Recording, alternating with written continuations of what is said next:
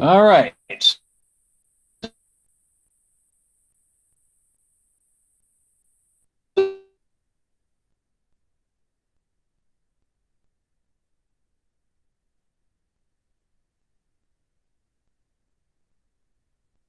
So there's the ding dong. The set of organs to hold state. We can talk about organisms being pelagic, away from the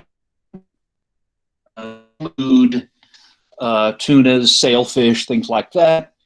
Demersal organisms live on the bottom or just above it, but they're perfectly capable of changing position and swimming to wherever we need to. They need to.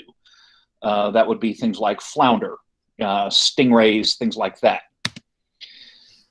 And we were talking about how fish make a living, and the last thing we talked about was buoyancy, because it's more efficient if you can stay at whatever level you want to be in the water without having to constantly flex your muscles in order to stay there.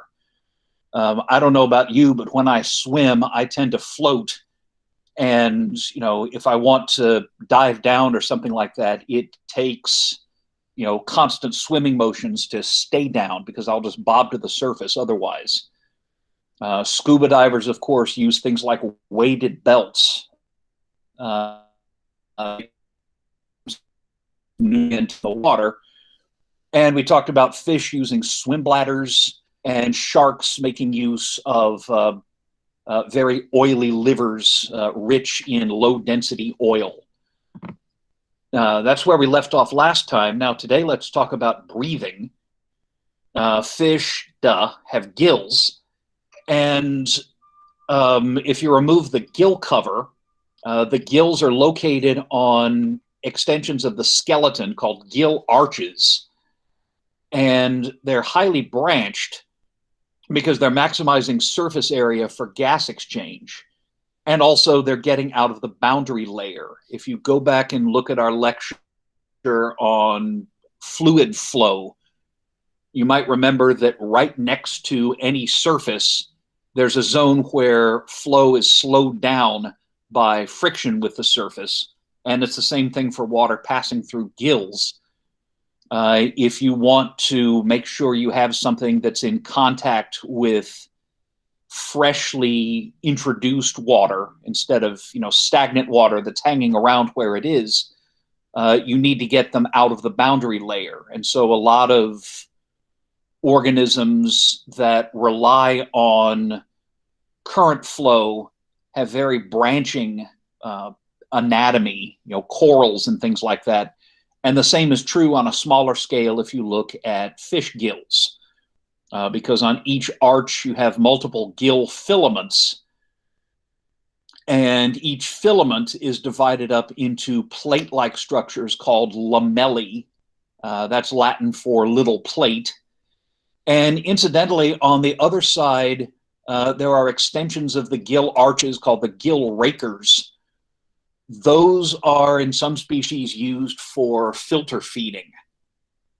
We actually had a faculty member here some time ago who studied this in freshwater fish. In fact, he would go out to Lake Conway and catch a algal feeding fish called gizzard shad and study their gill rakers. So the gill rakers are sometimes used to trap food particles, so the gills can be feeding organs as well as breathing organs. And the gills are highly branched because that maximizes surface area. And the really cool thing, that's a diagram of one of those gill filaments with the lamellae. And they're arranged in such a way that the direction of water passing over the gills is opposite to the direction that blood is flowing through them. We call this countercurrent exchange. And the is that increases oxygen uptake of the blood in a very efficient way. And let me see if I can diagram this. Imagine you had two currents, of water that's saturated in oxygen, and one of them in blood that is low in oxygen.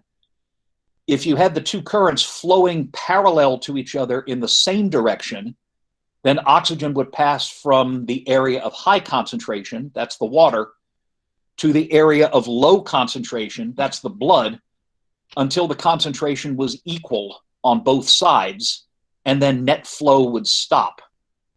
So if you had a pipe filled with water going in one direction and a pipe filled with blood going in the same direction, maybe at the beginning the water would be 100% saturated and the blood would be at 0% saturated.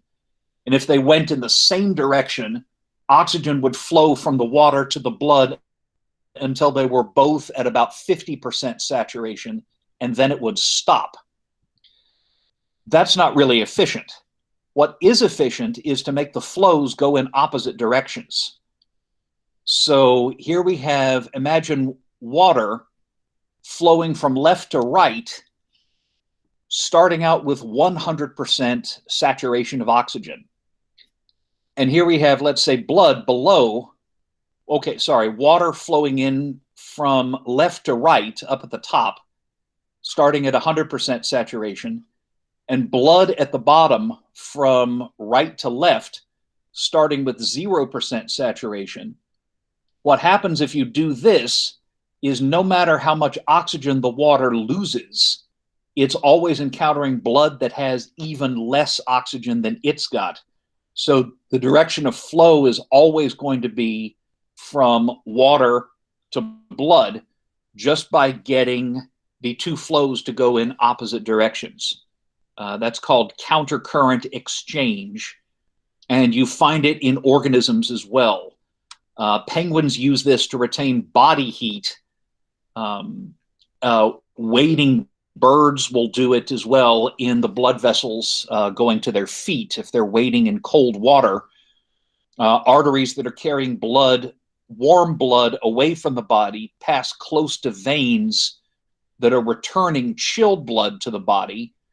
And if you put them going in opposite directions, most of the heat from the warm arteries will diffuse over to the cold veins. And no matter how cold the artery blood is, always encountered in the vein that's going in the opposite direction that's even colder. So that conserves an awful lot of the core body heat, allowing heat to leave the vessel with the warm blood and warm up the cold blood coming back to the body. And all you have to do to make this work is to get current flowing in opposite directions. I feel like I would be able to explain that a little better if I could diagram it. A couple of the professors I know have invested in a whiteboard, and really I probably should. But we'll go on from there, and maybe I can come back to this. So fish will typically keep steady flow of water over the gills by active ventilation, and you've seen this if you've ever caught a fish or if you've ever watched fish. You've ever watched the way that the gill cover pumps open and closed, that gill cover opens and shuts, opens and shuts, and shuts. That's called branchial pumping, using the muscles surrounding the gills to pump water over the gills. Fish use mouth, in a tank, seem to be constantly popping their mouths open and shut. The fourth over the gills called BIOL has to do with the mouth or cheeks. Branchio means so this earth shark spends an awful lot of time stationary, and it will use its mouth muscles to force water over its gills. But fish can also use ram ventilation, where water is forced over the gills simply by swimming with the mouth open. So this is, I think that's a barracuda, for example. And this is very line, and it's got that high aspect ratio tail. It might actually be a wahoo now that I think about it. It might not be a barracuda. I think it might be whatever fast. You see, the tail has a high ratio, and if it opens its middle and swims forward, or is forced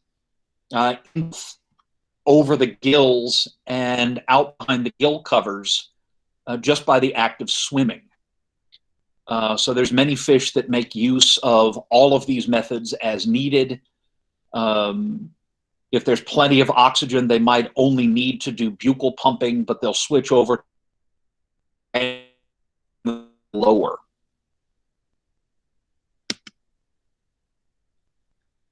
Fast fish and sharks are obligate ram ventilators, and that seems to be because ram ventilation is more efficient because it creates less drag. So all the shark has to do is open its mouth a little bit, and water will be pushed into the mouth and out through the gill slits. Similar to apply to feeding, the cool thing that bony fish can do, that's basically all fish that aren't sharks, rays, chimeras, and a few others. Most bony fish have what we call a kinetic skull, which simply means that the many bones that make up the skull are jointed in various ways and can actually slide or move. Humans do not have a very kinetic skull. We can move our lower jaw, and that's about it. What bony fish can do, the upper jaw is actually on a bone that is not fused with the rest of the skull. And so both the upper jaw and the lower jaw can be slid forward. If you've ever caught a fish and carried it around with one finger in its mouth, you might have been able to see how the entire mouth can slide forward and then get pulled back. You can see it here. This happens to be a white streak grouper, but you can see how it feeds. It opens its mouth and it actually protrudes its mouth forward. That's made possible by cranial kinesis, having a kinetic skull, which just means a skull that has lots of separate parts that you can move independently of each other. And when a fish does this, sliding those jaws forward and opening its mouth, it creates a vacuum. You can do this a little bit with your own mouth. You can go, but fish can do it more because of that ability to slide the mouth open and expand the mouth to a high volume very quickly. And creating that vacuum as you open your mouth will automatically suck in small particles of food or prey, which is what this white streak grouper is doing as captured with high-speed cameras. You can see this in freshwater fish as well. If you have a freshwater tank, or you go down to PetSmart or any pet store at a time when they're feeding the fish, you'll see them do this. Most aquarium fish can just kind of swim up to a little floating flake of food and go pop those mouths open, and the flake is just carried right in by the sudden creation of that vacuum. That's called suction feeding. Sharks can't do this. Neither can whales, for example. Sharks do have a separate upper jaw, but they can't really thrust it forward the way that bony fish can. And whales and dolphins, the jaw is completely fused to the rest of the skull, the way it is in your skull. So what they engage in is called ram feeding. The next slide might be a little distressing.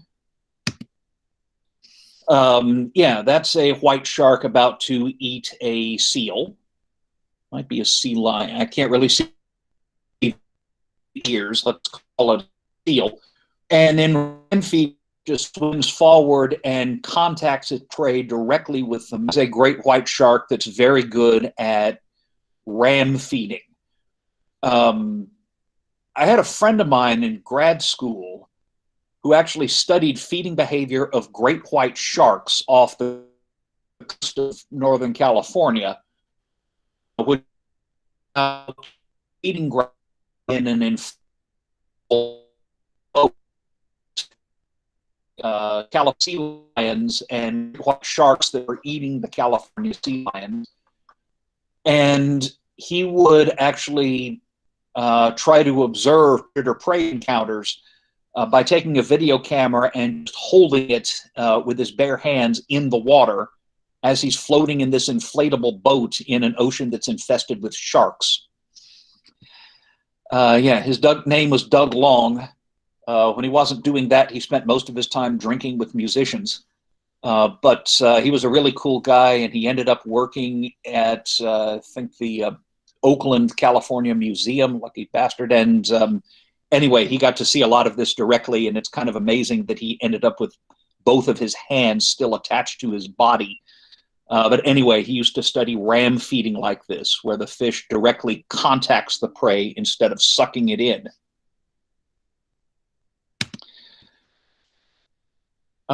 This basking shark, much smaller teeth and much less dangerous to anything bigger than a tiny fish. This is a continuous ram feeder.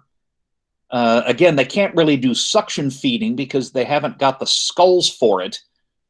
But they're simply swimming with their mouths wide open.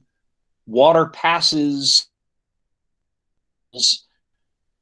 and plankton are strained out by projections of the gill arches called the gill rakers. And I mentioned a little earlier that we used to have somebody here who studied the gill rakers of gizzard shad in Lake Conway. So there are freshwater fish that can do this sort of thing too.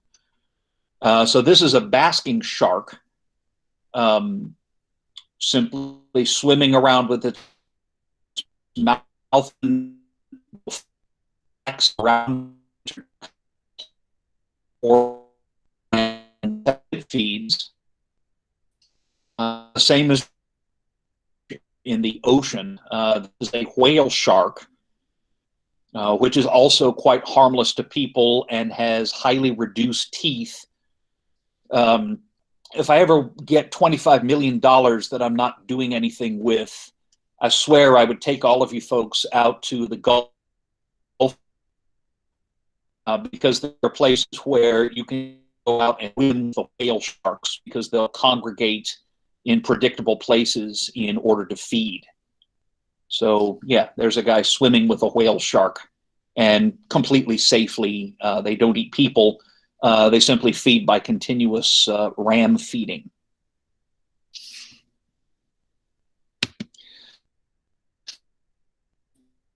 For whales,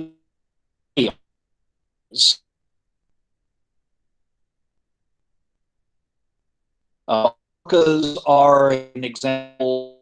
Sperm whales are an example, and dolphins are in Asia. Think of that as a type of whale. They've all got teeth, and they use them to bite like sharks. Baleen whales don't have any teeth as adults. They do have them as embryos, but they lose them before they're ever born, which is kind of a great example of a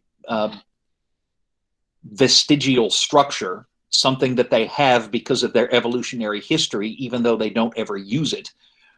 What they do develop is sheets of a kind of horn-like substance called baleen that hangs down from the top of the mouth, and those are used as filters for ram feeding. So you can see the sheets of baleen hanging down from the mouth. Those are not teeth. There are no teeth in this baleen whale. Back in the days of whaling, baleen used to be used because it's a very tough yet flexible structure. Strips of baleen used to be used for making things like women's corsets and things like that. They don't use that anymore, of course. At least they better not. But yeah, I think even in countries that do allow whaling, I don't think they use the baleen simply because we've got plastics now that are a lot cheaper and work just as well. One family of baleen whales called are continuous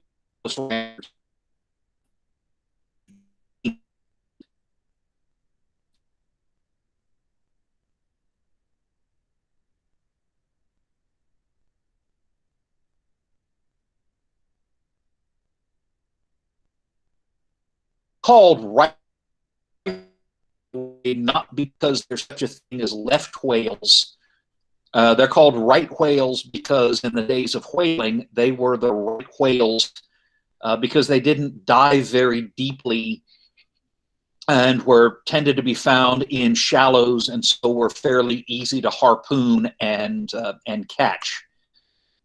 Unfortunately, I don't think any species have actually gone extinct, but they were driven to the brink of extinction. Several of them are still highly endangered, and the population has taken a very long time to recuperate, even after the end of commercial whaling.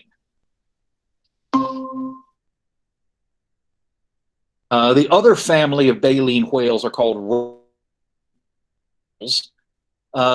Shorter baleen, so they close their mouths, and the throat is very expandable with distinctive pleats that allow it to expand.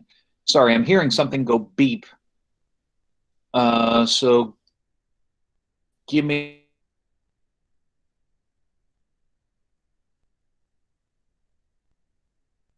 a second to see what that is. But those pleats on the throat, back whales, this includes, hang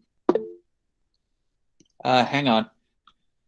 This includes humpbacks. This includes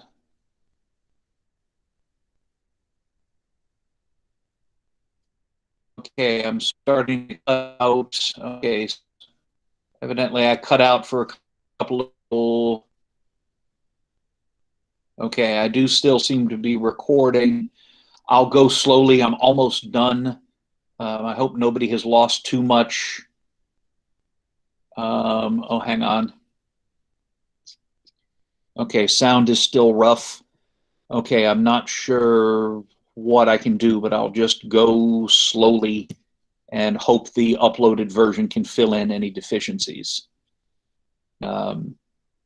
Sorry, I think we just have leprechauns living in the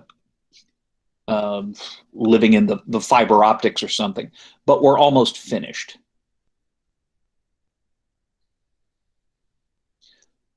So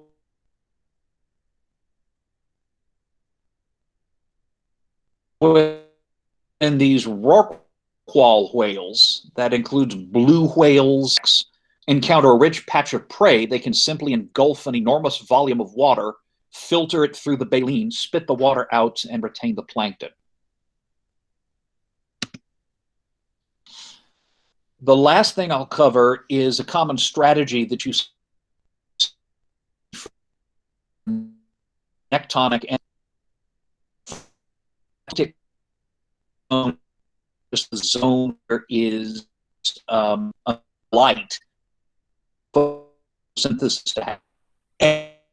And all you count it, if you think that you are in look up, have a light background.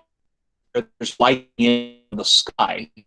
If you're looking down towards the deeps, and it looks very dark.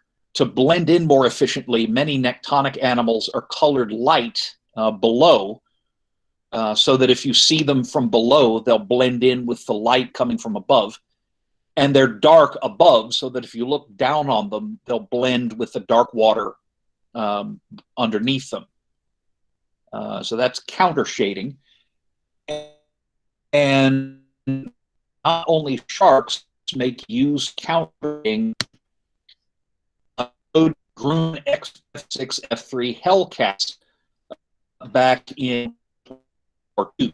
You can see you have the top dark blue, so that these are flying in the Pacific, over the Pacific Ocean. So if an enemy looks down, he'll see their dark sides, which blend in with the dark water that they're flying over, and they're light below. So if the enemy looks up, he'll see the light underbelly that will blend in better with the light-colored sky. So marine animals are not the only ones to use counter shading. Aircraft do it for pretty much the same reason.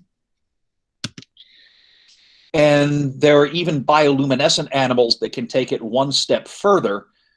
There's a number of sharks that have bioluminescent organs, and they can actually generate light on their bellies, and they can match the light levels that are coming in from above.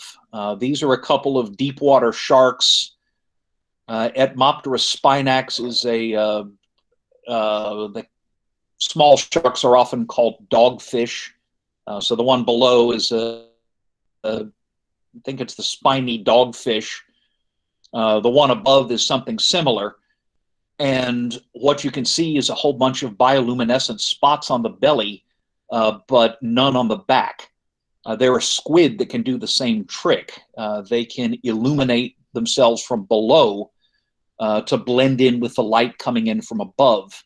And the squid, at any rate, can actually, we think, change the amount of illumination they're giving up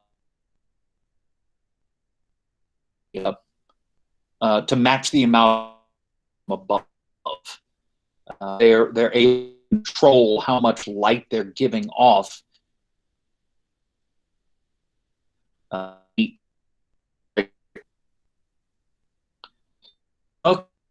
Yeah, that would be it. And I will go ahead and stop